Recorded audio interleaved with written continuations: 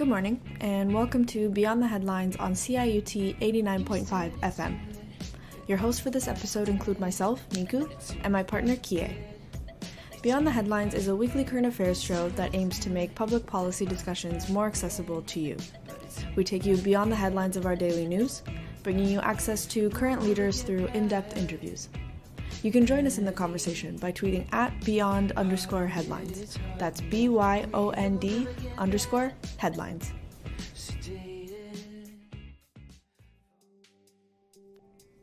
Contributions are being made to tackle climate change on a global scale, from government commitments to corporate CEOs releasing their yearly carbon reduction targets.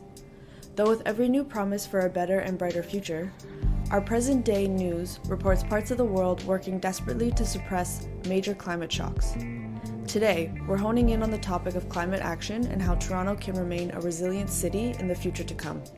Former Chief Resilience Officer Elliot Cappell will bring us up to speed on Toronto's resilience strategy, while our second guest, Professor John Robinson, will go beyond resilience to address the multifaceted components that are integral to Toronto's future as a sustainable city.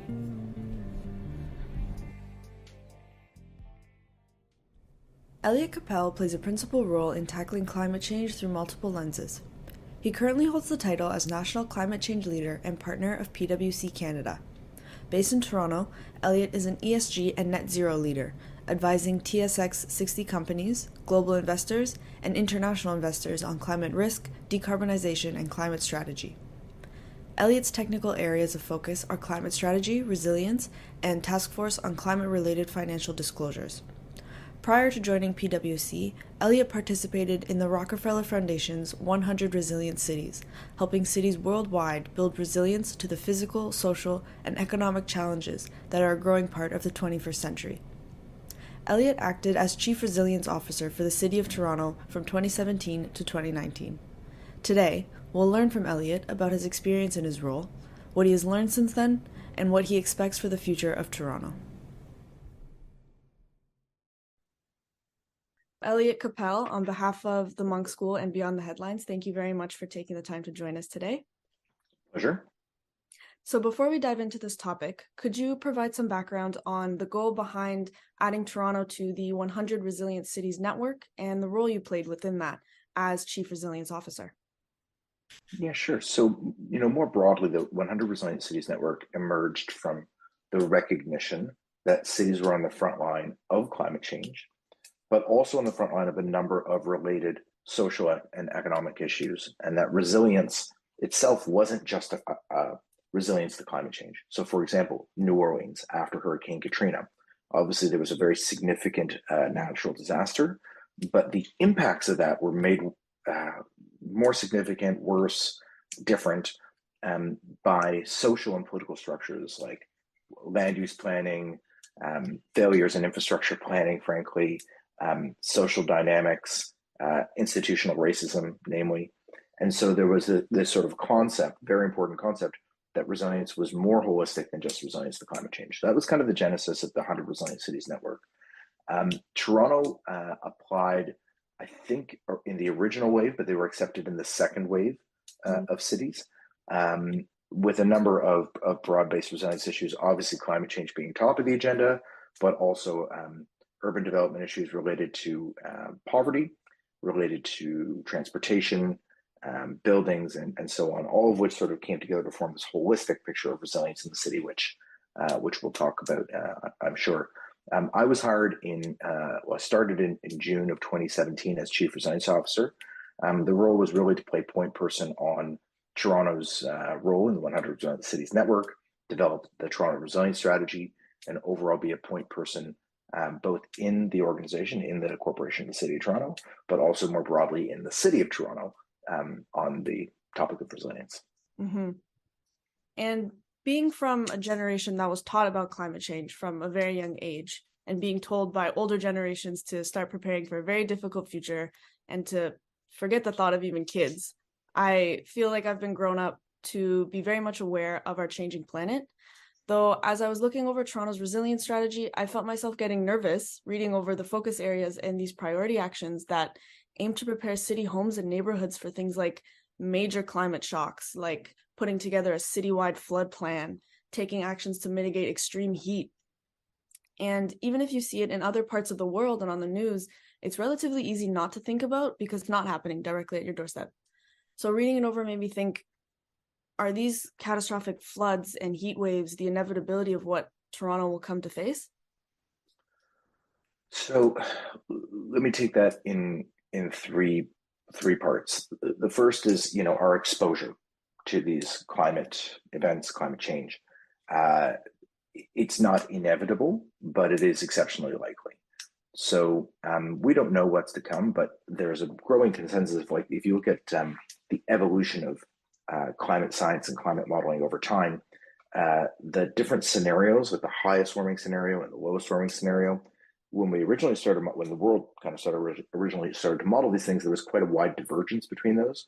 And what we're seeing is that the scenarios are actually getting closer and closer together. So we have a reasonably good view of what is coming.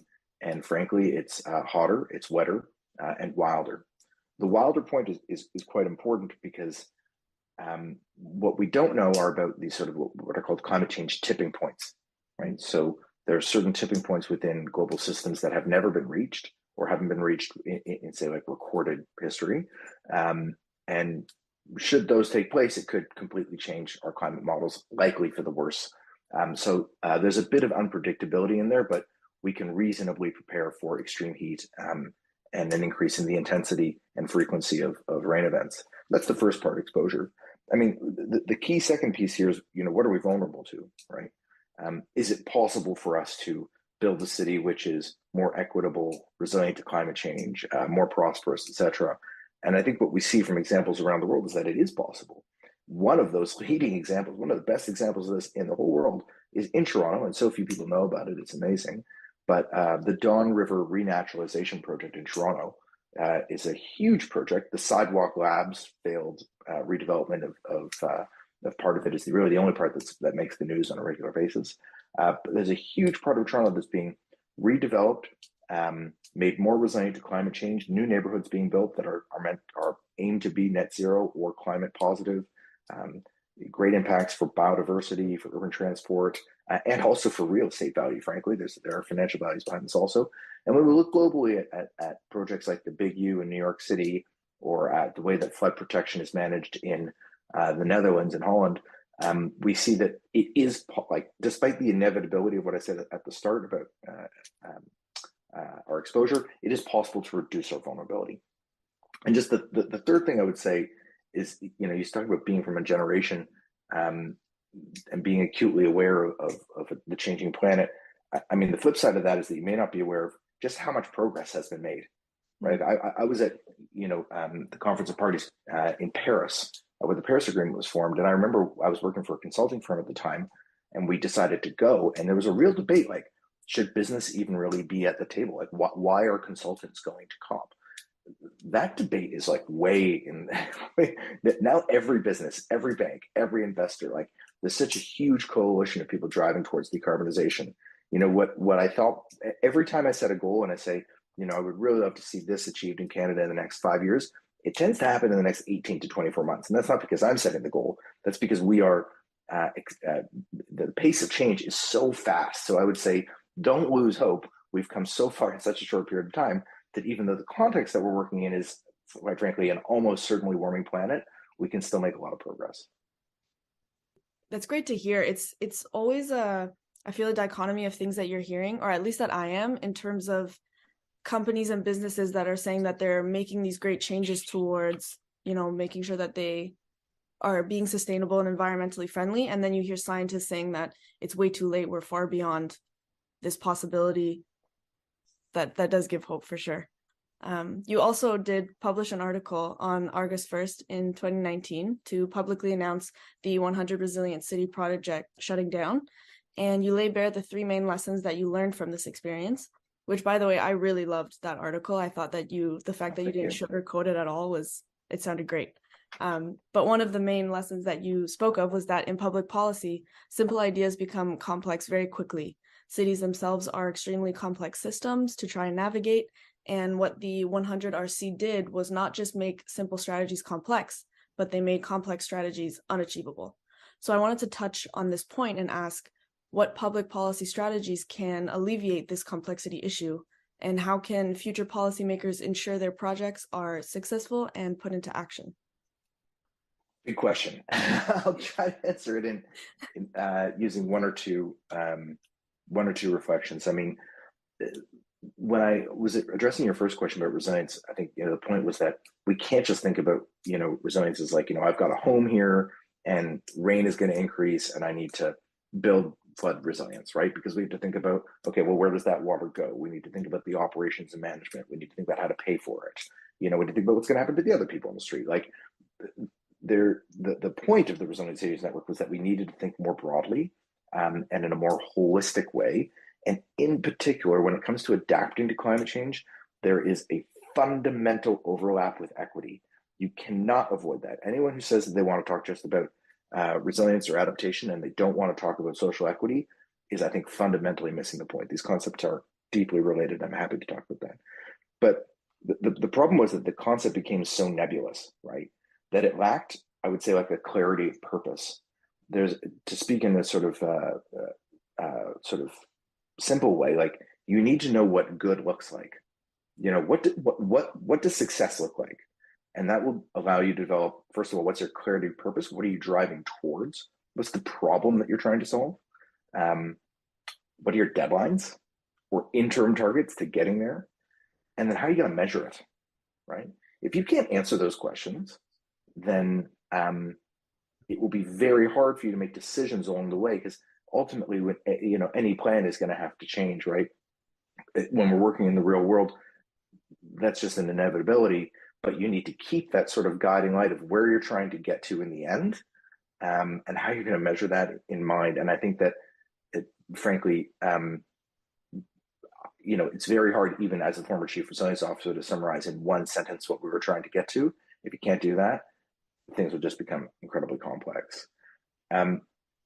One place where I see, like, from my career, where I've seen this done really well is in the British Department for International Development, which is now part of the what institution? They're part of another part of the United Kingdom's Foreign and Commonwealth Development Office, FCDO. They were working a lot with what's called theories of change. So you think about your own actions in a program lead to certain outputs, lead to certain outcomes, and hopefully that's driving towards a broader impact. As you move through that theory of change, you have less and less control, right? We know I can write this report, okay? We can write a report, resilience strategy or whatever. That's my output. How is that linking? What's the theory of linking that to my outcome? And how does that link to a broader impact, which is a more resilient Toronto, right? And you have to be able to define all of those things and connect them together. So I think as public policy students, I think, as public policy practitioners, or you need that first lesson, that clarity of purpose. That is obvious and sometimes forgotten. And as students of public policy, I think that, considering this concept of the theory of change and being able to link, your inputs, your actions, your outputs, your outcomes, and your ultimate impact is a worthwhile thing to look at. Mm-hmm. You're listening to Beyond the Headlines, broadcasting from CIUT 89.5 FM, Toronto's community radio station. Did you know that every week we release sneak previews of our episode and guests through our Twitter and Instagram channels? Tweet at beyond_headlines or DM us with your thoughtful questions, and we'll consider asking it to our guests and incorporating it into the show. That's at BYOND_headlines. Now, since completing your role as Toronto's Chief Resilience Officer in 2019, you have now been providing your climate change expertise through consulting services. And I wanted to ask how you have found that transition moving from the public sector to the private sector when tackling climate action, and what does that comparison between the two look like in terms of progress and outcomes? So I started my career in the Ontario Public Service, and then I worked in consulting. Then I went to the Toronto Public Service, and now I'm back in consulting. So I've been through the change a few times. I think there's always a little bit in one's career, whether you're, like, say you're moving from a student to professional practice, because they're just a student, just getting into practice. If you're moving from consulting to the public sector, people will say, oh, that person's a consultant. He doesn't really know what it's like here. And so there's always a little bit of that at the transition point. I love working in consulting. Ultimately, consulting is really about helping your clients and about learning. Um, that's a bit of a simplification. It misses some of the other fun aspects of it, like working with peers um, and working in big groups. But there are a lot of lessons that can be taken from like the work that we did on the resilience side in Toronto to work that we're doing for clients. A lot of the concepts are the same. But ultimately, it's a great time to work in consulting because when you look at like, Canada's, 100 biggest institutions, be they cities, other orders of government, investors, banks, big Canadian companies, in telecommunications, mining, consumer goods, what have you, they all have climate change challenges, right? Some of them are trying to get to net zero. Some of them are responding to regulatory challenges. Some of them are responding to social or supply chain issues. Whatever it is, they all have big climate change challenges and opportunities, frankly. Um, and just the nature of the specialization of this is that while clients are getting a lot better and a lot smarter and building up a lot of capacity, there are still issues which they're only going to do once, or that are beyond that are too complex for them to take on their own, or that are just useful to have an outside perspective on. And so, as a consultant, I get to work with quite a number of Canada's biggest institutions, really specifically on a couple of problems like decarbonization, emissions inventories, climate scenario analysis, resilience and transition planning, low carbon finance, things that I find really, really interesting. The difference is that when you're like when you're doing that as a consultant, it's like, okay, here's the task that we're asking you to do that we can't do ourselves or that we want someone else to do externally for whatever reason. And you complete that task and you're kind of done. Like ideally you're a partner to them, you're with them along the journeys for several years, but what you're getting paid for is that chunk.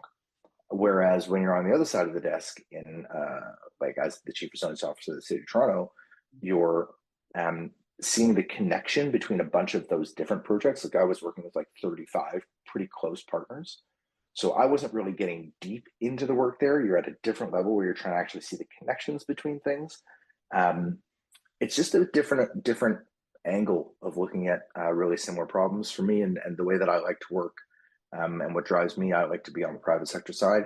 But I think there's a lot of value in being on the public sector side as well, and would encourage students to think about both. Mm. And I think in both fields, in terms of climate action in general, I think a really big topic right now that is a hot debate is how that sort of transition will look. And I wanted to ask you, what would you say to those that hold fear and hesitation toward the economic costs of transitioning to the green sector? Oh, well, it's a good question, and there's a lot of it. Let me use the example of energy, because really a lot of this is about energy, and particularly in Canada, where we have an economy where, particularly in certain parts geographically, have been really driven by fossil fuel extraction. And ultimately, in a net zero world, there's not going to be a lot of that. There won't be none of it, right? There'll still be some of it for sure, but it's going to look really, really different. And ultimately, I think when we talk about fear and hesitation, a lot of it is about change, either at a big level, like at a provincial level, like what's going to happen in certain provinces, their economies, but it could also be at a local level or very household level. Like so let me use the example of energy, because this is really when we talk about transition, there's a lot of elements, but energy is at the core fundamentally. If we go back to the question of like not trying to complicate a problem, like transition's a big complex issue, energy is where it's at. I'll just talk about how I heat and power my home. So I've got, particularly if you live in like rural Ontario, right? You have a system which is fairly expensive. It's expensive to heat one's home. Electricity bills have gone up consistently over time, and they will go up as we invest more in new forms of energy. It's unreliable. We have a lot of areas where we don't know where we're going to get power from because of the shutting down of large sources of power. We need more electricity generally, and we need it to be cleaner, and we don't have that. It's also often unreliable at a household level. Like when there are big storms, we need it the most, it goes down. It's inefficient the way that our system is set up. I don't think there's anyone, even up at the Ontario Energy Board or the ISO, are fantastic organizations doing amazing work to drive things forward. I think everyone sees inefficiencies in the system.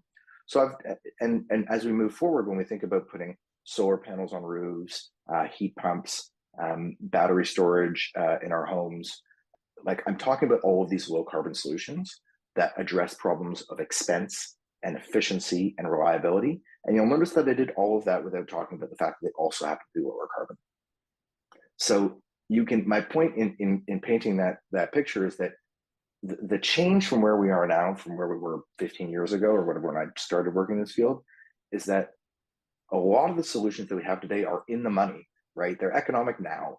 And so you can talk about that hesitation at the economic cost. You can just talk about, like, look, your EV does not have to get serviced as often as an internal combustion engine. You can power it with a solar panel on your roof and never pay for gas again. Those concepts are a bit like scary and dangerous for people who work in those systems. But ultimately, if you're talking about to people, you can just talk about it in positive economic costs. There are other areas like for Pathway Alliance in Western Canada, for example, really pushing our carbon capture and on hydrogen. Like those are things that are not economic now, but they look to be economic in the future and potentially are very, very significant drivers of wealth and value for Canada. So, and again, I talk about those things as wealth and value for Canada. I don't even mention the fact that they're lower carbon than the alternatives. Yeah, that's amazing. Elliot Cappell, again, thank you so much for taking the time to join us. We really appreciate it. No problem. Quite a pleasure. Thank you. You've been listening to Beyond the Headlines on CIUT 89.5 FM. We were joined today by Elliot Cappell, and many thanks to them for coming onto the show to discuss Toronto's resilience strategy and future steps we need to take to maintain that resilience. Today's show was produced by myself, Niku, alongside my co-producer, Kie. If you liked today's episode, please like and review us wherever you are listening. The views expressed on the show do not necessarily reflect the views of the producers, CIUT, or the Monk School of Global Affairs and Public Policy. If you missed any parts of the show, be sure to check out podcasts of all of our episodes on our website at www.beyondtheheadlines.net, as well as on Spotify and Apple Podcasts. If you're a fan of our show and want to stay up to date with policy issues in Canada, follow us on Twitter at beyond_headlines. You can also check us out on Facebook or Instagram. Be sure to tune in next week as we continue to take public policy discussions out of the hallways and onto the airwaves.